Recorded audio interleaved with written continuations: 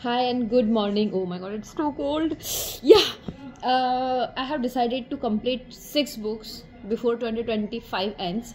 और मैंने पहले एक बुक कंप्लीट करी थी जिसका नाम है लोग जो मुझ में रह गए, जो अनुराधा नॉट पोडवाल अनुराधा बेनीवाल ने लिखी थी. नेक्स्ट बुक मैंने जो स्टार्ट करी थी वो थी टॉकिंग टू अलास्का.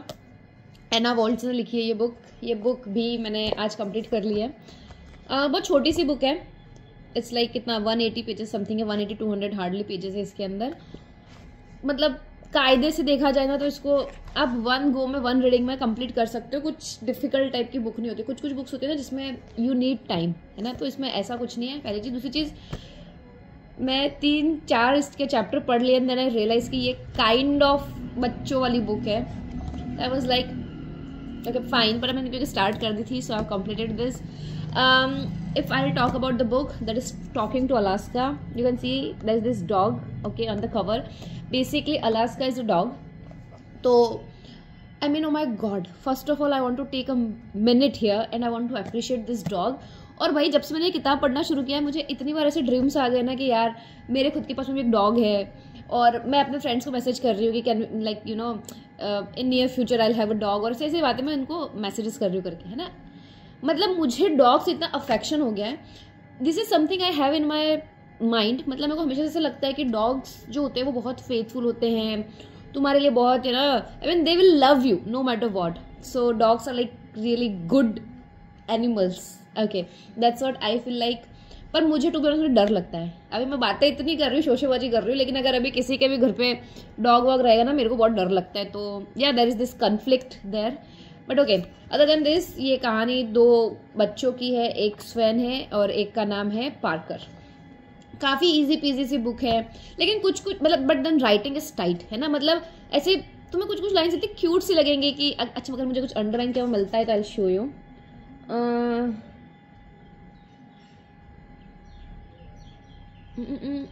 उसमें कुछ कुछ बहुत कम इसमें लाइन्स अंडरलाइन कर रखी है. ऐसा नहीं कि बहुत ज़्यादा कुछ अंडरलाइन कर रहा है. या सो बेसिकली इसके अंदर जो होता है स्वेन, उसको एपिलेप्सी होती है, ठीक है.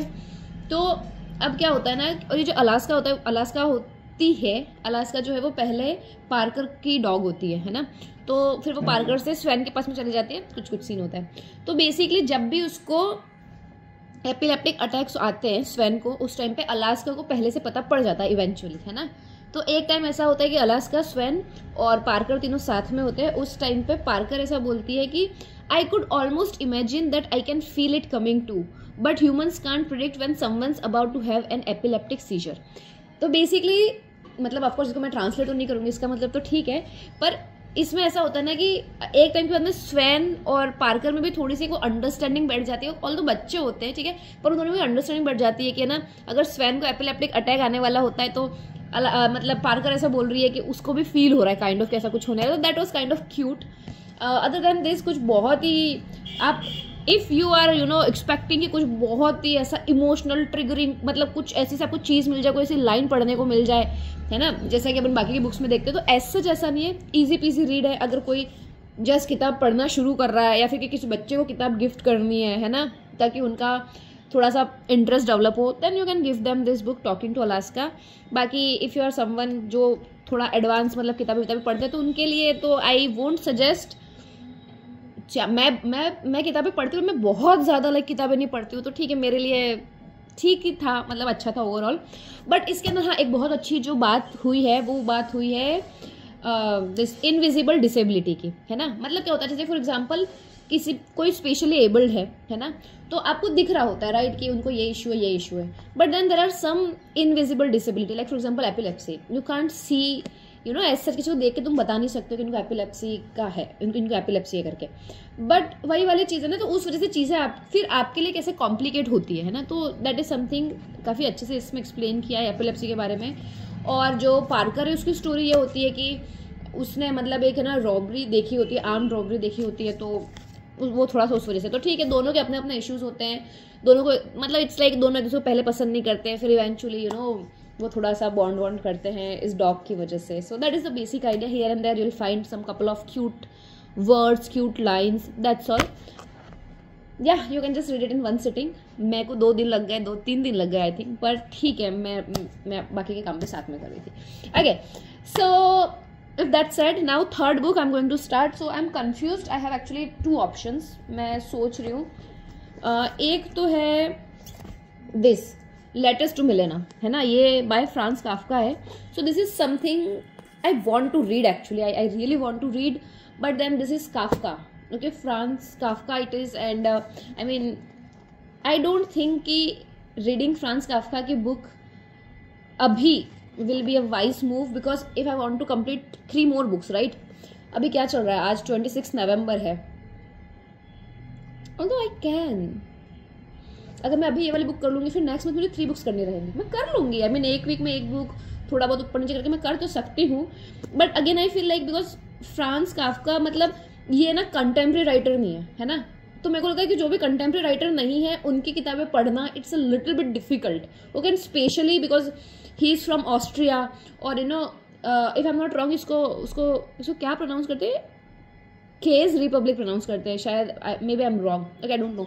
तो बेसिकली वो वहाँ से बिलोंग करते हैं, तो वहाँ की इंग्लिश थोड़ी सी अलग होती है, वहाँ के वर्ड्स थोड़े अलग होते हैं, तो मे बी शायद समझने में मुझे थोड़ा टाइम लगे. तो I don't know, maybe let's see. So this is one book I really want to read this book. Okay, and then other option I have is this Mahabhoj by Mannu Bhandari. Oh I love Mannu Bhandari. There are so many stories of Mannu Bhandari जो हमने पहले हिंदी में पढ़ रखी है. I mean look at her, मुझे देख के लगता है कि वाओ, अभी कुछ वाइज सी बात ये बोलने वाला है. आई लव मन्नू भंडारी. बट मैंने महाभोज एक्चुअली पहले पढ़ना शुरू करी थी. मैंने कितने पेजेस पढ़ रखे हैं, 20 पेजेस पढ़ रखे. ये किताब कितने पेजेस की है, 165 पेजेस की, मतलब वही अप्रॉक्स 200 पेजेस की ही है. तो मैंने इसे 20 पेजेस समथिंग पढ़े, but of course I have to start from starting क्योंकि वो मुझे याद नहीं अभी. तो बट मे बी शायद आई रीड दिस.